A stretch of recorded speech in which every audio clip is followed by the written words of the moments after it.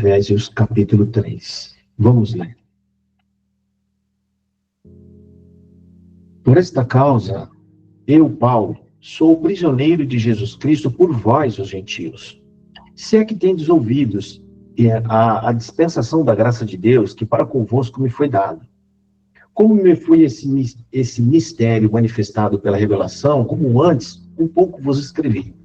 Por isso, quando ledes, podeis perceber a minha compreensão do mistério de Cristo, o qual noutros séculos não foi manifestado aos filhos dos homens, como agora tem sido revelado pelo Espírito aos seus santos apóstolos e profetas, a saber que os gentios são coerdeiros e de um mesmo corpo e participantes da promessa em Cristo pelo Evangelho, do qual fui feito ministro pelo dom da graça de Deus que me foi dado segundo a operação de seu poder.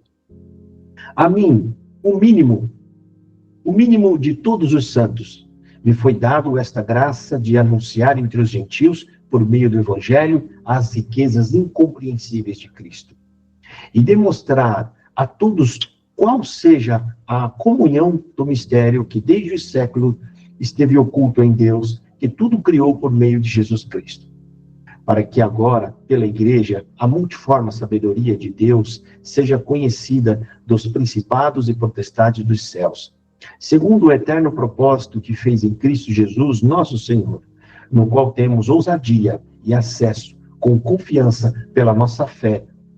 Portanto, vos peço que não desfaleçais nas tribulações, por vós que é a vossa glória. Por causa disso, me ponho de joelhos perante o Deus de nosso Pai, perante o Pai de nosso Senhor Jesus Cristo, o qual toda família nos céus e na terra toma o nome, para que, segundo as riquezas da sua glória, vos conceda que sejais fortalecidos com poder pelo seu Espírito no homem interior, para que Cristo habite pela fé em vossos corações, a fim de que, estando enraizados e fundados em amor, poderes perfeitamente compreender com todos os santos qual seja a largura e o comprimento e a altura e a profundidade, e conhecer o amor de Cristo, que excede todo o entendimento, para que sejais cheios de toda a plenitude de Deus. Ora, aquele que é poderoso para fazer tudo muito mais abundante, além daquilo que pedimos ou pensamos, segundo o poder que em nós opera, a esse glória na Igreja, por Jesus Cristo, em todas as gerações, para todos sempre. Amém. Irmãos, o apóstolo Paulo, ele encaminha essa carta que ele está falando, explicando nessa carta qual o mistério de Deus que foi revelado ali, né, para eles, para os apóstolos daquela época. E o grande mistério, qual é o grande mistério? O grande mistério é que Deus resolveu salvar não só os judeus, mas todo homem que crer em Jesus Cristo como Salvador. Esse é o mistério, é o grande mistério. E Paulo, ele é o homem precursor disso, é o homem que nos deu, né, para que nós possamos entender e ter a esperança da salvação. Deixa eu só baixar aqui o volume. E fazendo com que nós tivéssemos a esperança de salvação. Porque se nós fizermos uma análise aqui, irmão, se nós remover as epístolas do apóstolo Paulo, para que a gente entenda como Deus fez desse homem, usou desse homem, irmão, para construir uma ponte para nós, os gentios, atravessar esta ponte e ter acesso à salvação. Se nós remover as epístolas do apóstolo Paulo, fica difícil. Suponhamos que nunca existiu o apóstolo Paulo e nem as suas cartas. Se a gente eliminar as cartas da Bíblia e da nossa mente, fica difícil a gente acreditar que Jesus também morreu por nós. Um rabino conseguiria facilmente mostrar para nós que Jesus veio para o judeu, morreu para o judeu. E através do vaso que Deus preparou o apóstolo Paulo, foi Deus quem preparou este homem, para que e deu a revelação para este homem, para que ele pregasse e ensinasse que Deus mandou o seu filho, não só para o judeu, mas para os gentios também, para que todos aqueles que nele crê não pereçam, mas tenham vida eterna. Irmão, indo por essa ideia, só para nós entendermos, se nós removêssemos as cartas do apóstolo Paulo e todo o trabalho que ele fez, vamos pegar a parte mais forte que tem nos evangelhos, que é Jesus encontrando os apóstolos na praia. E ele fala para os apóstolos. Alguém poderia dizer, mas aquela parte que ele fala, ide até os confins da terra e anunciai o evangelho. Simples, irmão. Um rabino refuta isso rapidamente. Como? Ele iria dizer, Jesus estava mandando os apóstolos ir atrás dos judeus dispersos até os confins da terra. Por quê? Ele ia usar as falas de Jesus. Porque o apóstolo Paulo fala que Jesus foi ministro da circuncisão, ou seja, ele foi ministro do judeu. E Jesus também fala, eu não posso dar a comida dos filhos para os cachorrinhos. Vocês entendem a dificuldade que seria para nós? Nós estaríamos como aqueles que não têm esperança. Mas Deus, sabendo disso tudo, preparou um vaso, e fez com que esse homem fosse humilhado, espancado, né? Ele foi dado como morto, porque foi linchado. Tudo isso, irmão, para que a palavra de Deus chegasse até nós, para que nós hoje, não só por ouvir, mas ela está tão clara e tão nítida que nos dá certeza de que Cristo morreu por nós, para a nossa salvação. E é exatamente sobre isso que ele trata nessa carta, no capítulo 3, que é o que nós vamos falar agora. Vamos voltar a ler aqui, e aí a gente vai abordar verso a verso. Ele fala, então, nos 3 primeiros versos. Por essa causa, Paulo, sou prisioneiro de Jesus Cristo por vós, os gentios. Olha só, sou prisioneiro, como se ele estivesse dizendo, nesta causa. Por quem? Por vós, os gentios. Ou seja, vocês que não eram de Deus. Irmão, quando fala gentil, é uma palavra que os judeus usavam para dizer, judeus são eles, e tudo que não é judeu é gentil. Gentios são gentes, eram tratados como gentes, qualquer gente.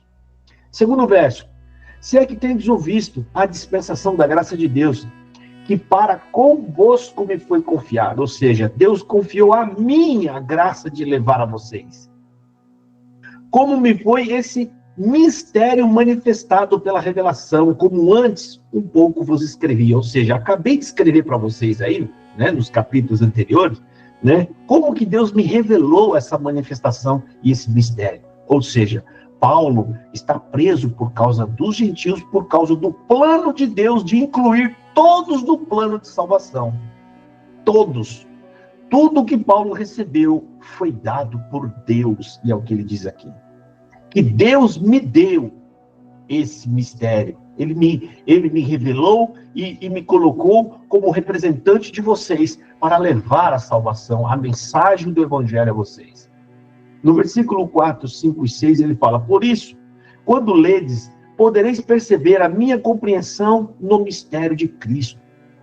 Ou seja, quando vocês estiverem lendo essa carta, vocês vão entender qual é a minha compreensão no mistério de Cristo, o qual em outros séculos não foi manifestado aos filhos dos homens. Ou seja, em outras eras, antes de Cristo, ele fala, não foi manifestado isso aos filhos dos homens. Os filhos dos homens, ele fala, são dos outros povos.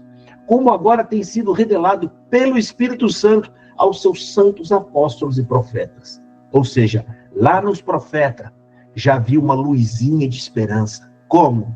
Em Isaías, Deus diz, e aqueles povos que não me procuravam, me acharão. Falando de nós, os gentios.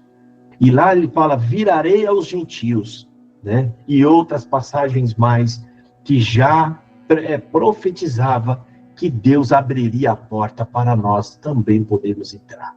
Irmão, Deus abriu a porta da salvação. E ao invés do judeu entrar, ele saiu. Largou a porta aberta.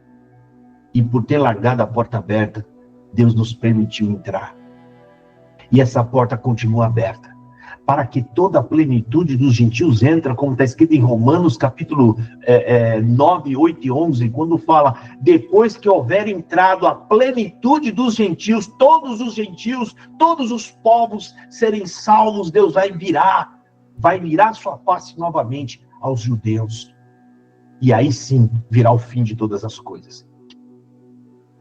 E aqui, ele segue dizendo, a saber que os gentios são co-herdeiros e de um mesmo corpo, e participantes da mesma promessa em Cristo pelo Evangelho. Paulo fala, os gentios, vocês não são mais especiais.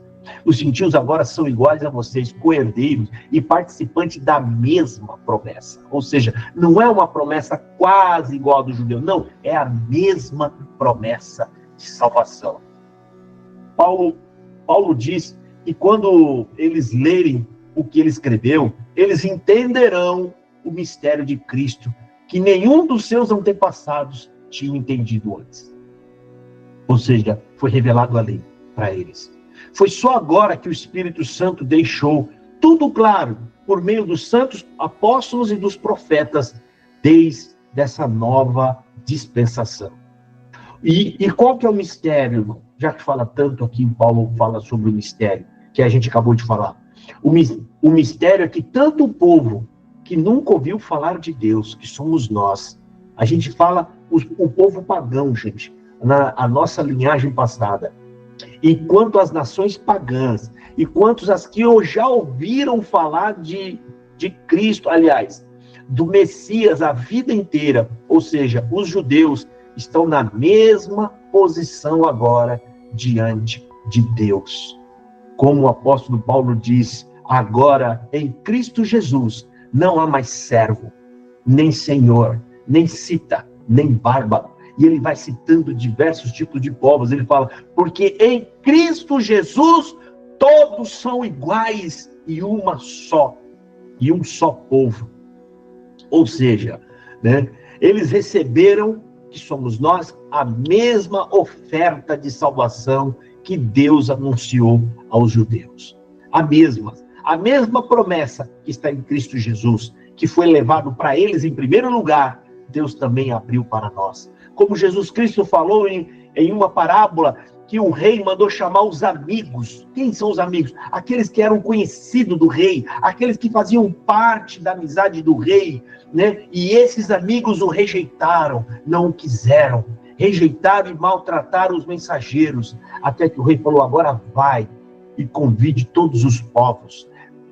Todas as pessoas que você encontrarem pelo caminho, somos nós, irmãos. Uma grande bênção e uma grande dádiva Deus derramou para nós. Abrace essa oportunidade, irmão.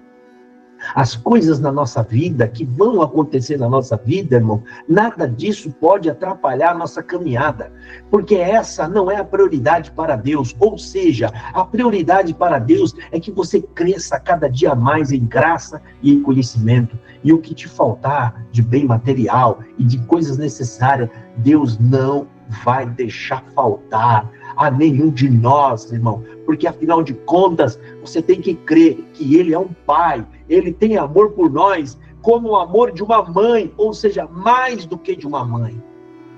Ele sabe e conhece as nossas lutas e as nossas aflições, e Deus cuida e zela daquilo que é seu. Nós somos dele. E aí no versículo 7 e 8 ele está falando, da qual fui feito ministro pelo dom da graça de Deus, que me foi dado segundo a operação de seu poder. Ou seja, Deus me deu, né? Deus me deu esse privilégio, né, de ser ministro de Deus, através da operação do seu poder. Como? O que ele está querendo dizer? Que através dos milagres que Deus operou através de mim, aquilo testifica que sim, ele me pôs como ministro, né, para vocês. Irmãos, se nós pudermos escolher um apóstolo, o apóstolo Paulo é o nosso apóstolo, o apóstolo dos gentios. O homem que Deus enviou para trazer para nós o Evangelho. E hoje o nosso trabalho é de transmitir isso, o que ele já disse há 2000 anos atrás. Versículo 8. A mim, o mínimo de todos os santos, ou seja, o menor, ele fala, me foi dada esta graça de anunciar entre os gentios, por meio do evangelho, as riquezas incompreensíveis de Cristo. Ou seja, e foi para isso que o apóstolo Paulo dedicou a sua vida toda, irmão, ajudar todos a entender a mensagem de Cristo, que é o próximo passo dos judeus. Ou seja, os judeus estão na lei, e o próximo passo é migrar da lei para Cristo. A lei é como um aio. O aio é aquilo que leva, ou seja, a lei conduz a Cristo. E Deus nos enxertou, irmão, numa árvore que não era nossa. Nós somos enxerto. A própria Escritura fala, o apóstolo Paulo fala isso. Nós éramos jambuzeiros, irmão, e fomos enxertados na oliveira que é Cristo. E isso é uma grande dádiva.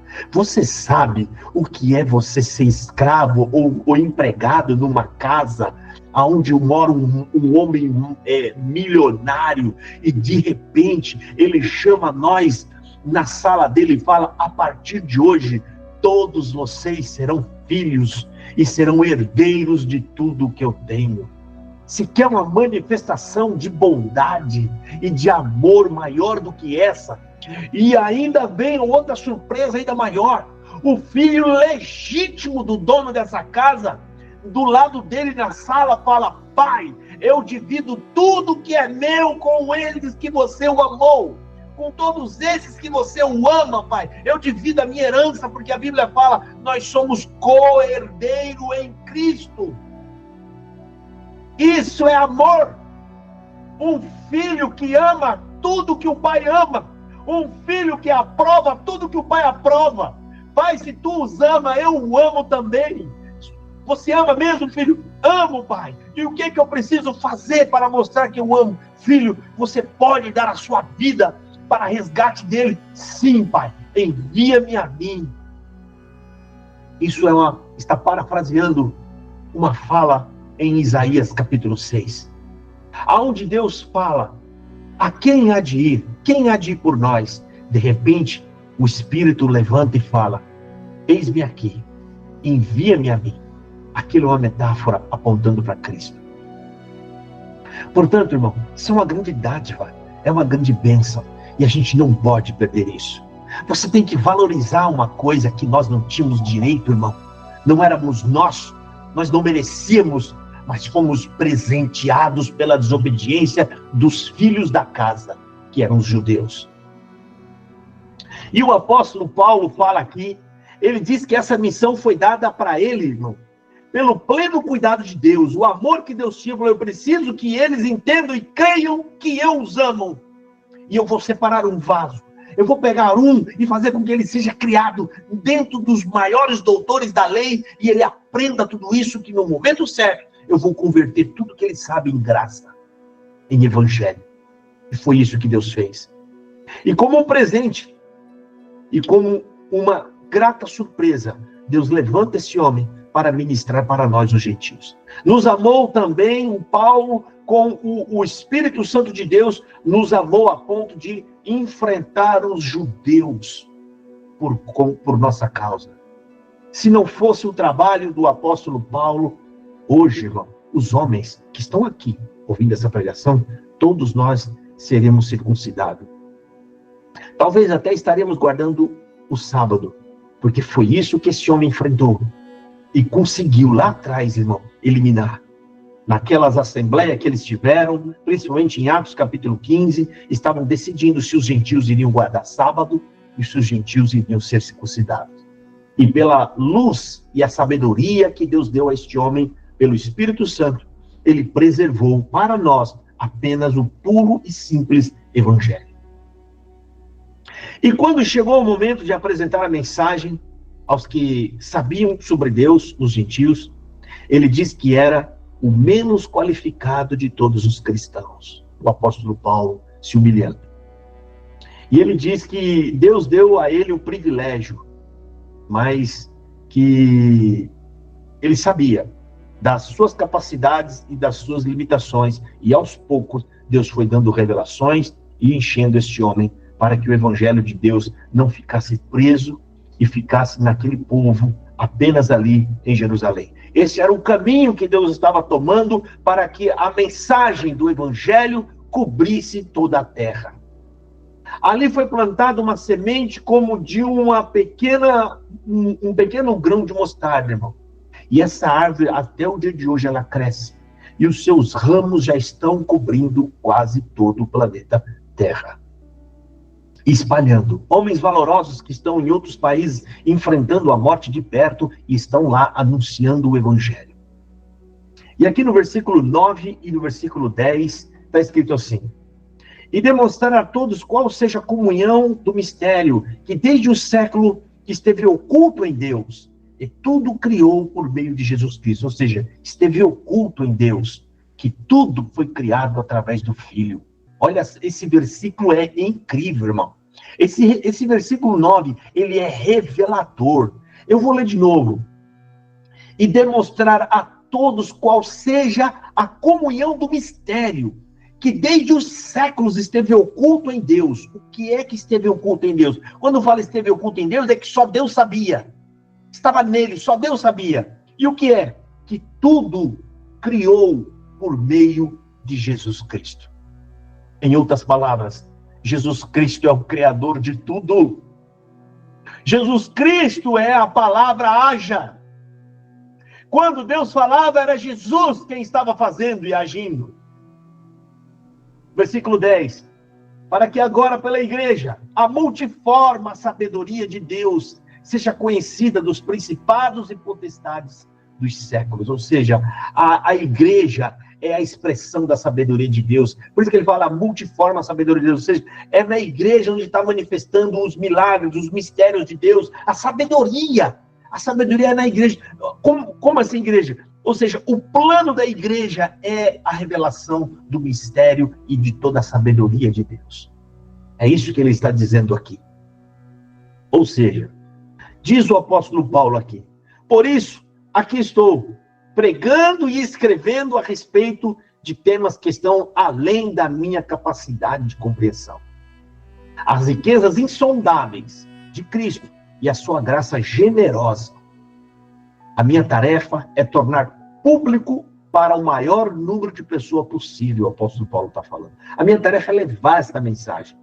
Contar o que Deus, o Criador de todas as coisas, tem feito nos bastidores de tudo. Ou seja, enquanto nós não sabíamos, estavam lá quietinhos dentro dele, ele já estava trabalhando e preparando uma tão grande e maravilhosa salvação para todo ser humano que pisa nessa terra. Como está escrito lá atrás, Jesus é a luz de todo homem que vem ao mundo. O que significa isso, irmão? A luz significa a esperança. Significa que todo homem que vem ao mundo precisa dele. Todo homem precisa de uma saída. A luz significa saída, o lugar de saída, o lugar onde é a única escapação. Então lá fala, Jesus é a luz de todo homem que vem ao mundo. E por meio de pessoas que seguem Jesus, reunidas na igreja, o extraordinário plano de Deus se tornou conhecido e comentado até mesmo lá entre os anjos, irmãos. Se tem um assunto que os anjos falam, é sobre essa grande e maravilhosa salvação que está acontecendo aqui na Terra. Esse é o grande drama, irmão. É a grande história. A história que conta quanto que Deus amou um povo e quanto que o Filho amou um pai, a ponto de dar a sua vida para atender o desejo do amor do Pai por um povo, nós. O Evangelho conta, na verdade, uma valsa, irmão. Uma valsa maravilhosa, onde o Filho está junto com o Pai. Os dois, irmão. O amor insondável de um pelo outro. E nós somos os beneficiários deste amor mútuo de um para com o outro. A gente apenas recebe as bênçãos e a graça dessa maravilhosa valsa, essa história maravilhosa de amor.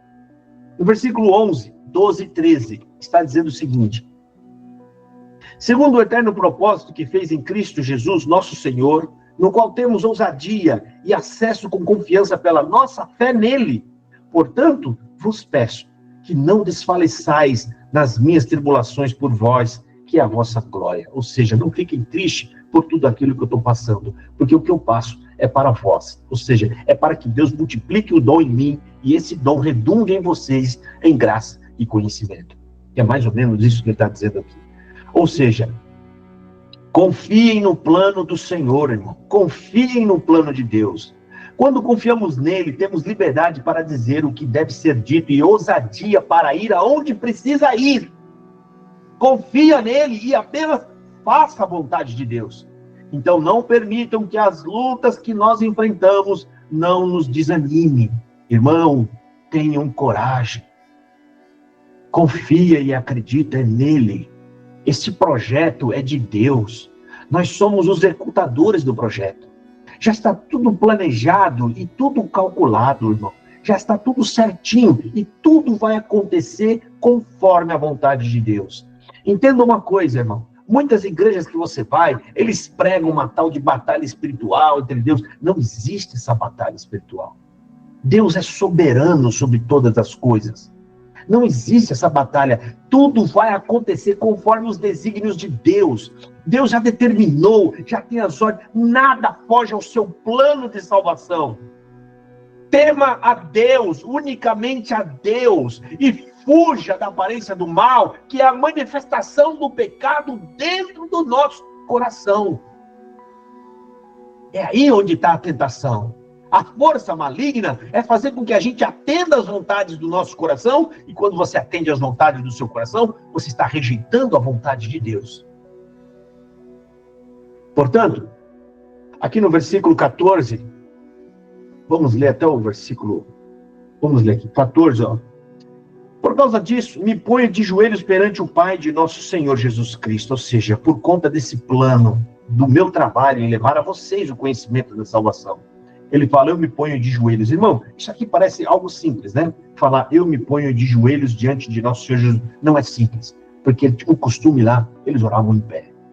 Principalmente os gentios. Aqui ele está mostrando que ele está revelando um comportamento de completa humilhação, sentindo-se o menor de todos. Por isso ele chega à presença de Deus de joelhos, pedindo e clamando, né, a Deus por nós.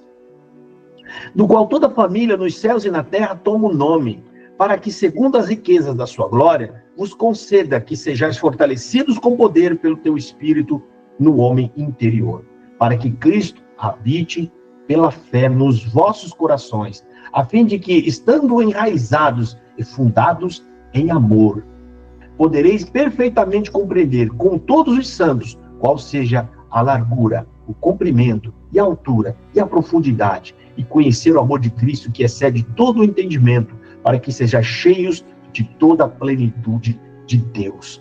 Ou seja, o que ele fala? Sobre tudo isso, a minha resposta é ajoelhar-me na presença de Deus, o magnífico Pai, o Pai e o Senhor dos céus e da terra e de nosso Senhor Jesus Cristo. Não me canso de pedir que Ele vos fortaleça pelo Espírito Santo, não com força humana, mas com um glorioso poder interior, ou seja, orando para que Deus trabalhe nos fortalecendo na fé em Jesus Cristo. A nossa vitória, irmão, é a fé que Ele deu a nós. Se você permanecer nessa fé, você é vitorioso. É a dádiva dada por Deus. E aí ele segue dizendo, irmão, que para que Cristo viva em cada um de nós, que o convide a entrar em nosso coração, abrindo o nosso coração para que Ele entre e permaneça, dominando e governando a nossa vida. Peço a Ele que o nosso coração, segundo Paulo, seja cheio de todo o amor, para que vocês sejam capazes de participar com os demais seguidores de Jesus, da mesma dimensão insondável do amor de Cristo. Experimente a largura, né? Ou seja, tanto a largura, o comprimento, ou seja, todo o espaço que a graça nos dá. Ele quer que você experimente tudo isso, que você sinta tudo isso e manifeste tudo isso através da sua fé, trabalhando e executando a vontade de Deus, para que à sua volta, irmão, o reino de Deus cresça.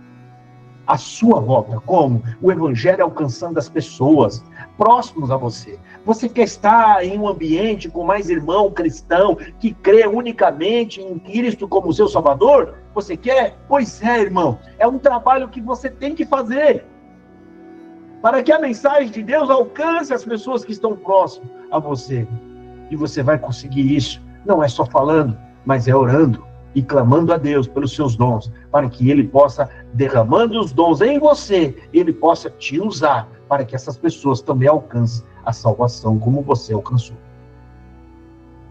Ou seja, em resumo, nesses 4 versos, 5 versos, Paulo está falando, eu oro para que vocês tenham uma vida plena e cheia em Deus, e Ele possa usar cada um de vocês. O versículo 20 e 21, ele está falando o seguinte: ora, aquele que é poderoso para fazer tudo muito mais abundantemente, além daquilo que pedimos ou pensamos, segundo o poder que em nós opera, a esse glória na igreja, por Jesus Cristo, em todas as gerações e para todos sempre. Amém. Ou seja, vocês sabem muito bem que Deus pode fazer qualquer coisa, irmão. Muito mais do que a gente pode imaginar, ou pedir, ou até mesmo mais do que você sonha. Quando Deus age, irmão, Ele nunca faz de modo forçado. Ele age segundo o seu prazer e a sua vontade. Portanto, as nossas orações têm que convergir com a vontade de Deus. Tem que convergir para aquilo que é bom para o reino de Deus. Porque Ele vai agir segundo a vontade dEle, não a sua. Se a sua oração for uma oração que vai trazer benefício e vai trazer avanço para o reino de Deus, irmão, a sua vontade convergindo com a vontade de Deus, irmão, as chances são enormes para que Deus opere na sua vida. Ou seja, irmão, Deus também quer que os seus familiares se salvem. Não é só você. Ele também quer isso. E para isso, Ele não vai vir do céu falar com seus familiares. Você é o representante dele, próximo da sua casa. Você é a luz em um ambiente escuro, né? Então clame a Deus. Você tem dificuldade para falar, peça a Deus, Ele dá. Ele é o homem, Ele é o Deus que tem todos os dons, né, em suas mãos. Peça a Ele a ousadia que você precisa. Peça a Ele a eloquência que você precisa. Peça a Ele o conhecimento que você precisa. E Ele te dará para a honra dEle mesmo e o avanço da glória do Evangelho. Portanto, irmão, fica fácil a gente falar, quero comida, mas a gente não sai para trabalhar. Faça a sua parte e Deus vem com a bênção. Lança a tua mão no arado e Ele dará o crescimento em cada semente que você lançar. O nosso trabalho, irmão, é o nosso trabalho. O de Deus é a bênção. A bênção é multiplicando e fazendo com que aquilo que você fez prospere. E aí Paulo termina dando glórias a Deus, né? Ele termina, glória a Deus na igreja, glória a Deus, né? Através do seu Filho e o nosso Senhor Jesus Cristo, não só agora, mas por todas as gerações, glória para todos sempre, amém.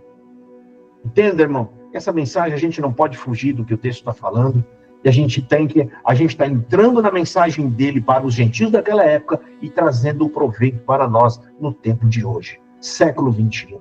Passaram-se 102.000 e poucos anos e essa mensagem ainda continua atual. É o apóstolo Paulo, através dele a mensagem está sendo dita aqui. Depois de tantos anos e de tanto tempo, continua sendo falado. Deus nos amou através do seu Filho Jesus Cristo, irmão. A porta está aberta. Ele está com a mão cheia de bênçãos para derramar sobre nós. A gente só não pode perder o foco do que nós estamos fazendo. Depois que você creu, irmão, agora a sua vida tem outros propósitos, não é mais como era antigamente. Você tem que continuar trabalhando e lutando, estudando, para que você tenha uma vida e não seja pesada a mais ninguém, e você possa cuidar bem daqueles que dependem de você. Mas depois que nós cremos, irmãos, nós temos um outro propósito maior. Faça tudo isso, mas sem esquecer do reino e do Evangelho. Nunca deixe esquecer na sua mente que alguém morreu de forma muito trágica para que você tivesse chances de salvação. Para que a sua vida não fique num leito de sepultura, porque aquilo ali é o fim de uma vida morta, que nós vamos ganhar uma vida com Cristo para todo sempre. Leve essa mensagem, irmão. Conte às pessoas quais são as reais situações dela, como nós estamos diante de Deus, o que está esperando todas as pessoas que partirem daqui sem salvação. Leva essa mensagem, é a mensagem do Evangelho, e mostra para elas, e diga para elas, olha, mas eu tenho uma boa notícia para dar a vocês. Eu tenho uma boa notícia. A boa notícia é que tudo isso foi resolvido. E você vai escapar disso tudo. Da condenação, né, do lago de fogo, através de Jesus Cristo. Deus entregou ele como sacrifício para remover o nosso pecado e nos colocar diante de Deus justificado e com a dívida paga. Leva essa mensagem, irmão. E não olha a dificuldade. Ah, mas essa pessoa está aparecendo, esse aqui não vai acreditar, não é possível. Olha para a pessoa e olha o estado da pessoa, o cheiro da pessoa, a condição da pessoa. Irmão, só Deus sabe o que tem ali dentro daquela pessoa. Lance a semente. A Bíblia fala, não olhe, só lance a semente, porque você não sabe qual delas vai prosperar. Porque isso não depende de você. Isso depende de Deus. O nosso papel é olhar, não olhar e lançar a semente.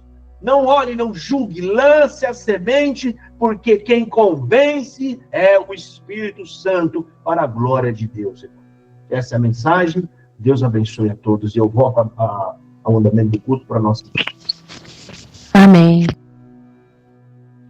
Amém. Amém, amém, Jesus. Obrigada, Deus, por essa palavra tão abençoada, meu Deus. Glória a Deus.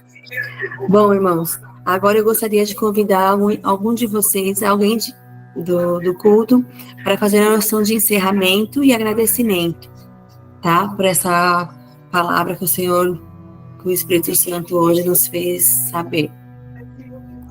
Quem gostaria de orar?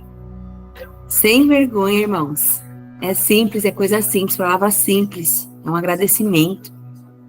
Menos o Cristiano, porque o Cristiano já é carta marcada.